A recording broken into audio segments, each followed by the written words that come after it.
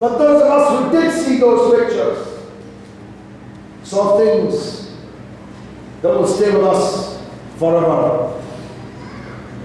I recall the little girl, age 7, who was staying at our grandmother's house, and whose mother and father and brothers were all killed in a single airstrike.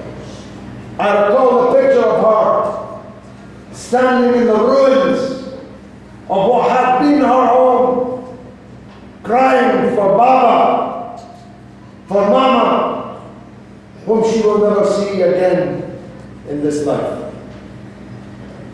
I recall the picture, again suppressed until John Slow's program, of the little girl brought to the hospital and carried from the ambulance, burned to a crisp, and held up to the camera by the ambulance man in a state of grief. Her body was only half there. Her body had been eaten by the dogs moving around the rubble of her house. Her leg, her arm had been eaten by dogs. She had lain there for 4 days, 3 years old. Why? Because the Palestinian ambulancemen and the international Red Cross representatives were told by this illegitimate state of Israel that if they went in to the Zaytuna district of Gaza City to collect the bodies, Israel would kill them. 4 days, this child lay there being eaten by dogs, within sight of the men who were ready to try to rescue her from this fate. I recall, as Mukhtar did, as the father of a small child myself, the heart-piercing pictures of the fathers kissing their children goodbye in hospitals without electricity, without running water, without bandages, without medicine, and themselves being bombed. This was a conflict unique in many ways.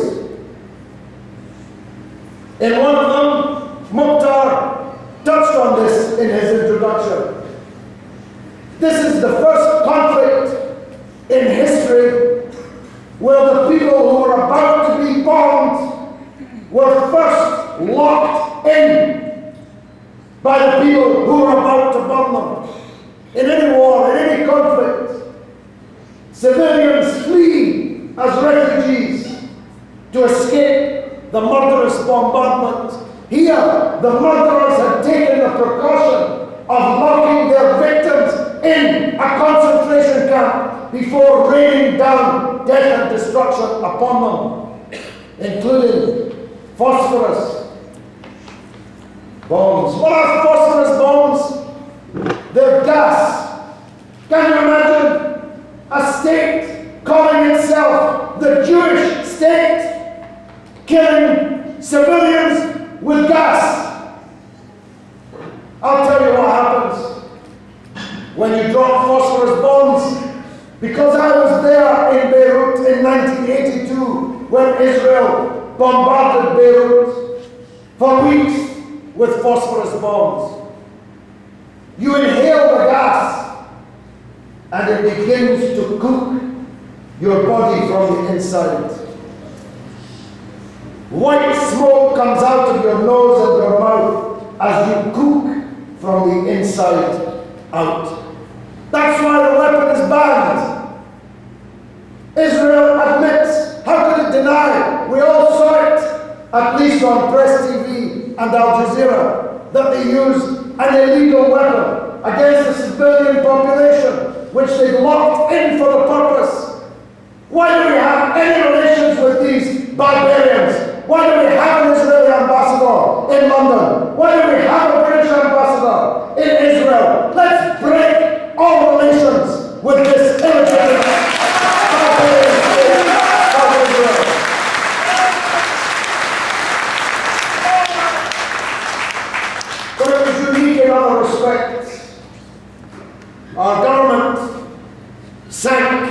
to expectations.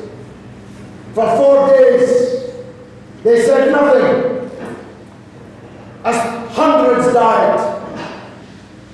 On the 4th day, they spoke. They spoke to blame the victim rather than the criminal that was killing the people in their hundreds. They said it was about rocket attacks. That's what it was all about. Rockets, homemade rockets, little more powerful than a firework, 99% militarily ineffective, a cry of rage and despair from a captive people under siege. That was the problem. The tunnels were the problem. Israel, of course, has no need of tunnels. They get their weapons free of charge right off the assembly line from the United States. And 80 million pounds worth of weapons every year sold to them by a so-called Labour government. We were still shipping them weapons while they were killing the Palestinians over the last 4 weeks. That's the kind of government we have. That Mark, what's his name? Hendrick, the MP for Preston, is proud to support. Israel has no need of tunnels and has no need of weapons. It has weapons in profusion, including from our own country. But I say this, and I'm the only member of Parliament who will say this: why shouldn't the Palestinian people have weapons? And if tunnels are the only way that they can get weapons, inshallah they'll be digging more tunnels now. Why should the Palestinians have no weapons? Why should they have no weapons? So they can be more easily killed, so they can be more easily besieged. I'm taking a convoy on the 14th of February, including those shoe boxes. But if I could take 10,000 rifles to Palestine, I would take them to defend the people there.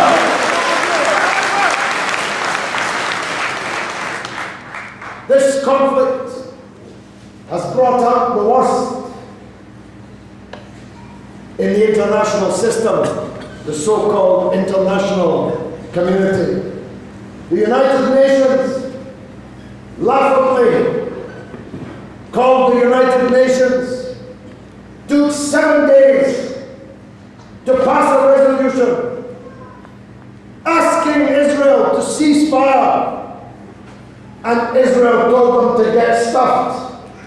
And what did they do? They got stuffed. They did nothing. Our government boasted that it was a co-author of this resolution, as I pointed out in Parliament in the debate. If I was the author of a resolution that everybody completely ignored, I'd be embarrassed to own up to the fact.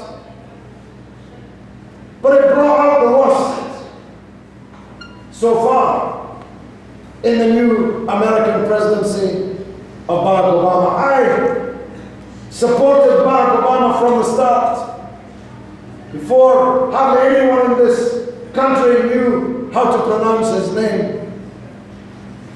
Indeed, on Fox News, they're still calling him Barack Osama.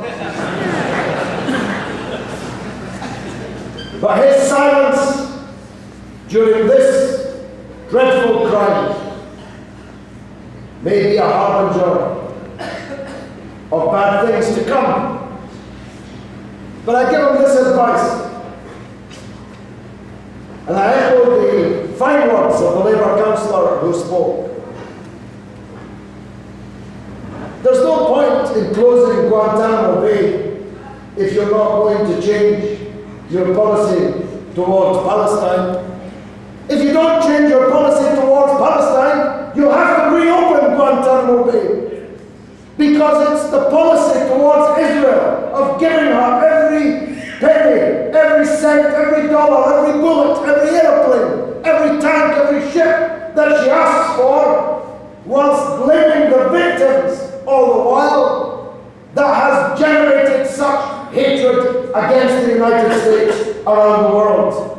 And if you continue that policy, and I'm going to the United States on a speaking tour shortly to make this point in every city I can, if you don't change your policy towards Palestine, more and more people in the world will hate you, and some of them will try to hurt you, and you'll have to reopen